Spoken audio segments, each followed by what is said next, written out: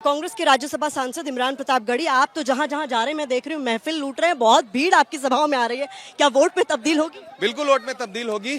बिहार बदलाव चाह रहा है, महागठबंधन की सरकार बनाना चाह रहा है और चूंकि एनडीए में खुद बहुत सरफुटौल है।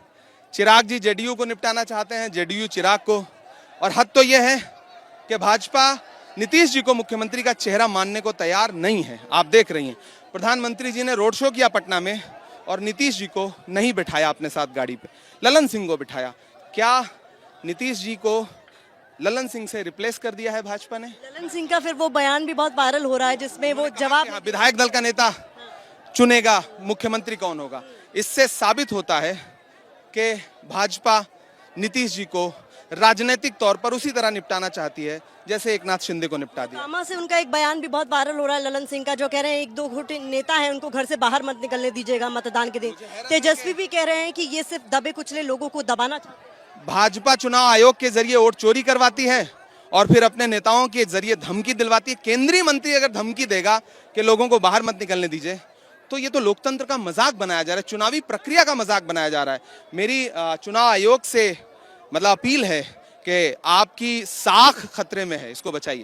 सीमांचल में आप चूंकि बहुत दौरे कर रहे हैं, यहाँ का माहौल क्या नजर आ रहा है? क्योंकि ओवैसी ने तो यहाँ डेरा जमा लिया है और वो मुद्दा बना रहे हैं कि टोपी और दाढ़ी वाले जो है वो इनको चरमपंथी लगते हैं। तेजस्वी के एक बयान को कोट कोई भी मुद्दा बनाने की कोशिश करे, लेकिन सच बात यह है कि सीमांचल महागठबंधन की सरकार बनाने के लिए वोट करेगा।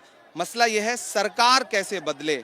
उत्तर प्रदेश, असम, मध्य प्रदेश, इस सब का हश्र लोग देख रहे हैं कि सरकारें कितना जालिम होकर के गरीबों के घरौंदे उजाड़ रही हैं। तो मुझे पूरा भरोसा है कि सीमांचल पर तो वैसे भी बुरी नजरें हैं सरकार की।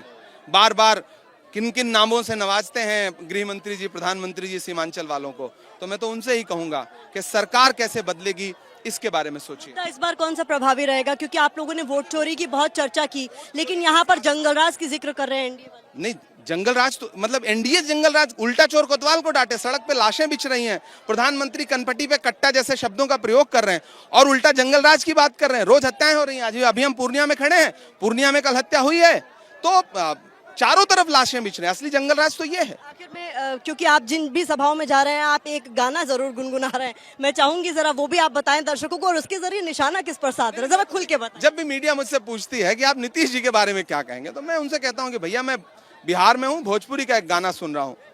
छन छन बदले तोहरे मिजाज रजऊ, दगाबाज रजऊ, धोखेबाज रजऊ। दरअसल भोजपुरी बहुत समृद्ध भाषा है, लोक भाषा है और यहाँ के लोग बहुत जागरूक हैं। किस तरह से लोक भाषा के जरिए राजनीतिक कटाक्ष किया जा रहा है, भले ही वो किसी अन्य संदर्भ में कहा गया होगा, लेकिन मैं मानता हूं कि ये गाना नीतीश जी के लिए लिखा गया। बहुत शुक्रिया हमसे बात करने के लिए। तो इमरान प्रतापगढ़ी को आप सुन रहे हैं, राज्यसभा सांसद जो कि सीमांचल इलाके में लगातार प्रचार कर रहे हैं महागठबंधन के लिए और वोट मांग रहे हैं अपनी यहाँ महागठबंधन के तमाम प्रत्याशियों के लिए, और हमलावर है एनडीए पर, नीतीश पर, बीजेपी पर और तमाम तरह के मुद्दों पर उन्हें घेरने की लगातार कोशिश करते हुए नजर आ रहे हैं। कैमरा पर्सन मनोज अधिकारी के साथ प्रतिमा मिश्रा, एबीपी न्यूज।